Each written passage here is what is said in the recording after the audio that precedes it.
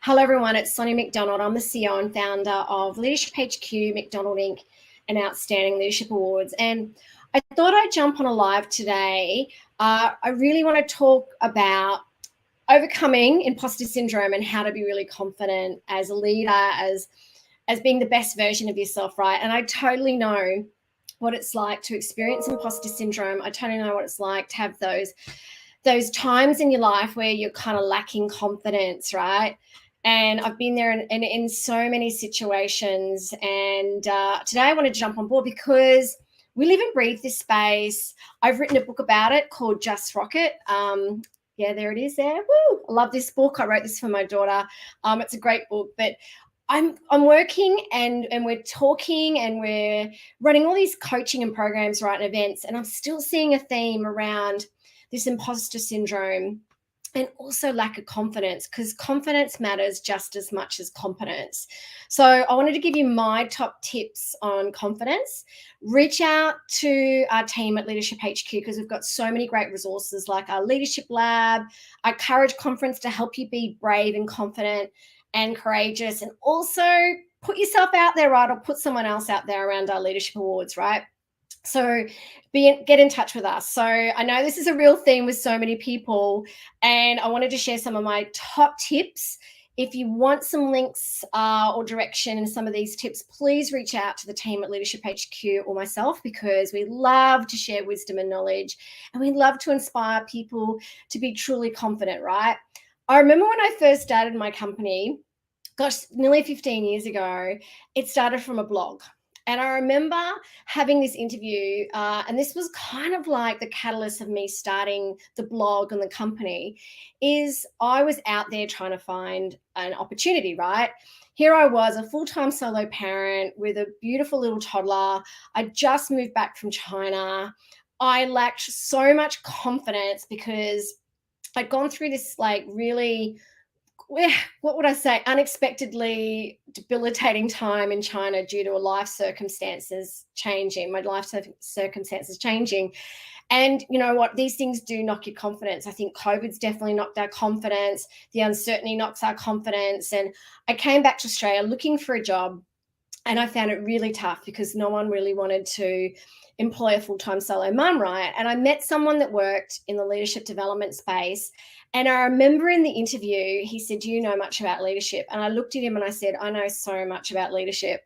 And I was like faking it just a little bit, but I felt like such an imposter at the time, right? And I started working in this leadership space, and it changed my world, changed my life. And I love it so much. I'm so passionate about it. I'm so committed to it. So here are my top 10 tips to really overcoming imposter syndrome. Like, one of my favorite quotes is, the no talent police is one day going to arrest me. I think Mike Myers said that. But we all have those times where we feel like an imposter, where we feel like we're faking it, or someone's going to find us out that we're not as good as we think we are. So here are my top tips. First one is body language. Be really mindful of your body language. Please Google Amy Cuddy's TED Talk around body language. It's amazing, the power of body language. She talks about the power pose. I think like kind of making those, like, I call it the superwoman pose. I think she does as well. Get that presence happening. Don't make yourself smaller. Okay. Watch how you're sitting, watch how you're standing. If you're feeling like you're lacking confidence, practice the power posing. It makes a real difference. So watch how you're standing and sitting. Stretch yourself out, shake yourself out. Mindset is everything. Obviously, you know that I love talking about mindset because I love the neuroscience space. And attention goes, energy flows. All right. So where is your attention and mindset going? Remember, leadership is a mindset. It's an attitude. It's a choice. Look at what you're thinking about. What are you thinking about? Remember, I said attention goes, energy flows. If you've got the negative thinking, the negative focus, that's where the energy is going to go. Affirmations. I love affirmations. Okay. We're actually pulling together an affirmations kit for all my books at the moment. Love affirmations. Even if you sit there and you go, "Oh, I'm feeling a bit cringy that I'm standing here or sitting here and going, I am strong and I am brave and I am smart and I am beautiful and I am worthy." And you're like, it doesn't matter, right? The brain doesn't know whether if it's true or not. because it thinks it's true because you're saying it, right? So, affirmations are really, really important. Look for different perspectives, be open, be curious, be truly curious, right? Ask lots of questions, keep learning. Absolutely keep learning. That's why I read so many books. That's why I write so many books. That's why I love talking to so many people. I love being curious. I love looking at different perspectives. I love having a growth mindset, okay? Think about your focus. Where is your focus? Focus on what makes you rock. That's why I wrote Just Rock It. We ruminate and think about all the negative stuff in our lives when we should be focusing on what we're grateful for, the successes and achievements, right? Goal setting and achieving is so important. Set goals. Set immediate goals, short-term goals, long-term goals. Make sure they're aligned to your values. Goal setting is really important. Setting habits is really important. I love the book Atomic Habits. I love Miracle Morning books. I have my habits start of the day. I visualize. I do affirmations. I do a little bit of exercise. Hey, I don't do that every day, to be honest. A bit lazy some mornings. I journal. I read every morning. Like, I set my reticular activating system, my focus. I'm really about setting my mindset, about setting habits, because your character is built from your habits, right? So that's really important. Celebrate your wins. How often do we kind of paddle through life and we're not celebrating our wins? So important that we're celebrating our wins. We're remembering our successes and achievements. Sit down, get a piece of paper, and draw a little bit of a life map and go, what were the successes and achievements through my life? I mean, sometimes when kind of these things happen in our life that kind of knock us about, fair enough, we're human, right? We do have these ups and downs in our lives, but sometimes we forget how courageous we are, how strong we are around things we have achieved in our lives, the things that we've been able to overcome. Make sure you celebrate your wins, really acknowledge them, pat yourself on the back, share them. This is why we've got the leadership awards, right? We want to shine a light on you. We want you to kind of think about the legacy you want to leave. We want you to shine a light on others. I'm going to talk about that a bit later. Preparation is key. Now, a lot of people say to me, I'm not confident in meetings because I have to be truly prepared.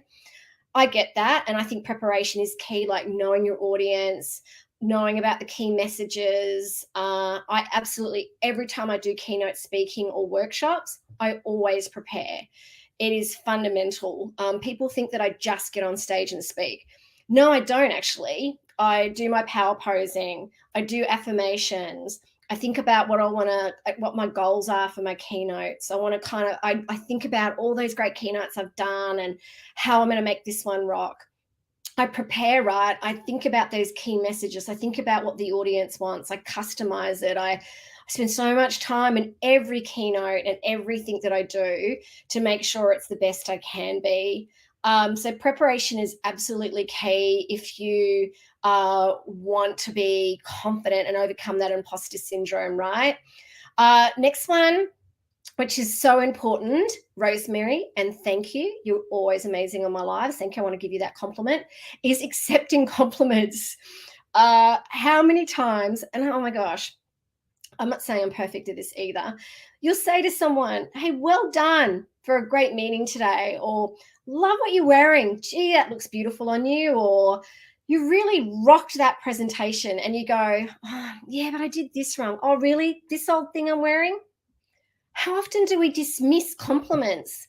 I love going up to people in the street. Love it, love it, love going up to people in the street and saying, wow, like strangers, and saying, you look so beautiful, or I love that dress on you. And then people go, wow, that's so kind and so nice. I said, yeah, thank you for saying thank you for my compliment. Yeah, just thank people. Don't dismiss it. Accepting compliments and also giving compliments is really important, okay? Again, it helps with that confidence. Committing to your success, right? Committing to yourself.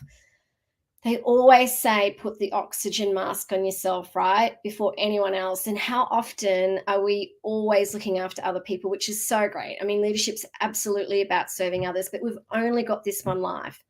I don't know about you, and this is why I'm passionate about courage and kindness and leadership and confidence. and building great confident leaders and great leaders and people around the globe, right, is we've only got this life, one life, and life is going past so quickly. Like, it's already April. I don't know about you, it's so fast. Commit to yourself, right? Commit to what you're passionate about. Think about what you loved when you were little. Are you doing it again now? What do you want to do with your life? Like, think about what you want to achieve. Think about things that you can do outside of work you're really passionate about, like riding or riding your bike or swimming or painting or photography, whatever. Think about, there's some things that I want to do before I get too old and I can't do it, or that it gets too late and I look back and wish I'd done that, right? Commit to your success. Think about how you can be the best version of you. Get a coach. Absolutely go out and get a coach or a mentor and a sponsor. If you can get all three, wonderful. Sometimes you can't, right? A lot of people mentor for free. I do, because they can help you be successful. Think about what success looks like to you. Like, success to me is about significance, about impact. That's what success is to me, not having a fancy car or fancy clothes or whatever. I mean, there's no problem with that either, because everyone has different definitions. However, think about what success looks like to you. I just think that's really, really important, because I think a lot of our lack of confidence and imposter syndrome also comes from fears. Like, we have all these fears, and I love this analogy around fears, that false evidence appearing real, right? And it is. So many of our fears, it just don't even happen, right? Get a piece of paper. All right, get a piece of paper. I'm going to show you an example here. This is such a great technique, all right? And I do it with all our coaching and leadership program participants. So I'm going to show you. So write down your fears or ants, right? Automatic negative thoughts, which I talk about a lot in here because I'm super passionate about mindset and neuroscience. And also building confidence, encouraging kindness in everyone, okay? When you're kind and compassionate to yourself, it's another thing, right? That so helps with courage and confidence. Okay, I'm drawing something here. I should have drawn it before, but I didn't. Okay, opposite or new. So get two kind of lines and kind of write like two lines in the middle. First column, write down your fears or your ants. Excuse my writing. I'm a left-hander. I should have been a doctor. Write down your fears and your ants here. Automatic negative thoughts. We all have them. Mine is fear of failing. Write down the data or evidence. What's the likelihood of it happening? Or I'm not good enough. Oh, where's the data? I'm not worthy. Where's the data? 9 times out of 10, you can't fill this out. And if you can, well, like, for instance, I have stuffed up so many times, right? But I've learned so much from them, by the way. So now I don't fear it. And then write down your new beliefs, or the opposite of it. If you go, you know what, one of my automatic negative thoughts is I'm not smart enough. Well, where's the data? You know, the amount of people say to me, oh, there's so many leadership authors out there. And I go, yeah, there's great ones. And some of them are really a lot better than I am, but I don't compare myself to others. I'm in my space, right? I'm rowing my boat. I'm focusing on what makes me rock, what makes me different. And I own that, right? Love that, Sue. Love it. Feedback is also so important for growth. Be open to feedback, open to accepting compliments. Get into the habit of reading books. That really helps with confidence. I've got about 1,000 books over there. I won't show you. Always reading makes a difference. Think about your fears and ants. Automatically squash your ants. Just squash them. Again, attention goes, energy flows, right? Because when you focus on the positives and what you're grateful for, if you change the frame, you change the game. So when you're changing the frame of fear to a frame of confidence and courage, you're changing your game, right? You're changing what you're focusing on. It's so important. Knowing your strengths. Gosh, I love strengths-based leadership. Love it, love it. I haven't got a copy here. I have it with everyone that goes through our coaching programs gets this awesome leadership toolkit, but I haven't got one near me. But we have this strengths finder we give everybody. So knowing your strengths, love strengths finder book. Focus on your strengths. There's so much data out there that people and leaders that focus on their strengths and capitalize on their strengths, they're happier, they're more successful. It makes a difference to organizations. If you don't know your strengths, get this Gallup Strengths Finder. You can get it. You can do it online, or you can get the book at Demix or Booktopia. Ask people about your strengths. I have so many times said to people when I'm coaching them, email your team, email your friends, say, what are my strengths? They love it. They go, oh, it feels a bit cringy. No, it's not. Just ask. And they go, wow, these people are telling me about my strengths. So important. Focus on your strengths. Now, I know I've got here knowing your limits. The only reason I think that's important, not focusing on your limits, is that sometimes there are things that we do need to develop. One of mine years and years ago, I'm showing some vulnerability here, but also we're not perfect. And understanding you're not perfect, again, helps you with courage and confidence, is I wasn't really great with kind of that poker face with things like potentially in meetings. If it was like I was in a meeting and it wasn't kind of like a meeting that I needed to be at, or I found the meeting a little bit boring, my facial expressions would show that. And I got some feedback once that it was a long, long time ago, that it was noticeable that I wasn't as engaged as I should have been. So I knew that I kind of knew that was a limitation for me, that I kind of switched up my listening. I wasn't being the best version of me. So now I always, before I go into any sort of meeting, I really watch my body language. I really think about where my assumptions, how I'm going to communicate, my presence in the meeting. But also as well, I know that there's things in my life that I'm not great at. And I'm okay with that, right? We can't be great at everything. We've got our strengths and talents for a reason. So I know where my limitations are. Again, that's taken a lot of self-awareness work. So I think self-awareness really does help with confidence and overcoming this imposter syndrome. So that's why I surround myself with people that have different strengths to me, because I know my limits and I'm okay with that. Okay. But if there's limits that I feel like they could be impacting or overpowering my strengths, then I work on them. Also, I think it's really important that you know your worth, right? Everyone's really worthy. We are all beautiful and unique and valuable and worthy. So knowing your worth and really owning that and being confident in that. I remember like when I first started my company 15 years ago, and again, we've always been about kindness and compassion. I remember a lot of people knew that and they go, oh, can you come and do this for free? Or can you come and speak for free? And now I'm very much around, look, I know our worth. I know my worth. Absolutely. If I feel like it's for a charity or not for profit, we'll definitely do what we can. Sometimes we do it for free still. But now I'm a lot more around boundaries, around this is what I'm worth, or no, I can't work with you because we're not values aligned. I know my worth is this amount, or my worth is worth this. So therefore, it's just really important that you know your worth and that you know that you're really worthy. I think that that's really, really key in confidence and courage. So I think that to overcome imposter syndrome, acknowledge, and I'm being vulnerable here, we all experience imposter syndrome in our times. Look, I have met people that say they haven't, and I get that. I've probably met a lot more people that have experienced that. What happens if someone finds me out, or I'm a fraud, or I'm a fake? We all have those kind of times where those little ants crawl into our brain. We doubt ourselves. But you know what? We've got this. If we've been able to navigate the last few years, we can navigate anything. And you know what? We need more confident and courageous people out there. So watch your body language. Do your power posing. All it is standing, stretching yourself out, or doing the Superman or Wonder Woman pose for a few minutes. It makes a big difference. Watch Amy Cuddy's TED Talk on that. She's also got a book around it. Look at your mindset. Focus on the positives. Okay, I understand we're human. We have our ups and downs, but attention goes, energy flows. Do visualizations, affirmations. I can tell you that absolutely works. Be curious. Keep learning. Have a growth mindset.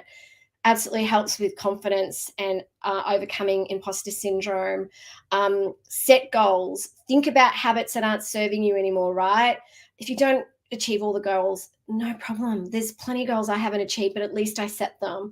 And it makes such a difference when you're actually committing and putting this stuff into action, and you are actually, you're actually achieving these goals, and you're actually building some great new habits. Action breeds confidence, right? Celebrate your wins and achievements. Celebrate other people's wins and achievements. Lift everyone else up. It's so important we acknowledge everyone's wins and achievements. Don't you think we need a lot more of that versus the bullying and the tall poppy syndrome we're seeing? Make sure you celebrate your wins. scream them out loud, celebrate them, acknowledge them. We've only got this one life, right? We haven't worked hard to celebrate and achieve these things without actually acknowledging them, right? And celebrating them.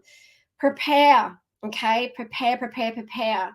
It makes a difference. There are absolutely those times where I haven't had time to prepare and I've been asked questions in meetings and I've gone, you know what? I don't know the answer, but I'm confident that I can actually come back to you with the answer at a later stage. So will you give me that opportunity? You know what? We can't know everything 24/7. But preparation does help with confidence. As I said, I still prepare to this day for every keynote. Be open and accepting of compliments, give compliments to each other, stay kind and compassionate to yourself. I should have put that as a little block, but I didn't, because that makes a massive difference to success and motivation. There's research around that as well. Commit to yourself and your success. Think about what that means to you and really think about committing to your growth and learning your success. Okay, it's so important. Know your strengths, focus on your strengths, know your limits. Okay, embrace that you're not perfect and you are so worthy. Know your worth. You're all really, really worthy on this live. So I love the interaction today. Rosemary, thank you again. Learn how to ask and answer questions about just what it is that you want and are aiming at is the simplest tools, to use. It's so important. Don't be afraid to ask for help too, and ask for what you want. I think that's really important as well. Make sure you take these tips, think about 1 or 2 tips that you could focus on, and then look at some of the other tips. If you'd love some more information, let me know. I'm just going to grab my other books that are really, really cool. Obviously, I think they're cool. I wrote them. They are good books. They're really good books. This one's a great book, First Comes Courage. I've just published that one. That was my first book, Leadership Attitude. I mentioned about leadership presence, embodying, and all sorts of things around leadership around that, but this one's probably more based on this. My Just Rocket book, which I wrote for so many people around because I was seeing a real confidence issue. Do that activity I showed you around the fears and the data and then those kind of empowering beliefs, turning them around. Tell me what you think. Give me feedback. Be open to feedback. Thank you, Sue. And yes, Desiree, leadership is absolutely about serving others. So I love all the comments here today. Please reach out if we can help or if I can help. If you'd love to know more, please reach out to the team at Leadership HQ or contact us at McDonald Inc. Nominate in the Leadership Awards, sign up to the Courage Conference. It's only $147. It's a one-day live Courage Conference.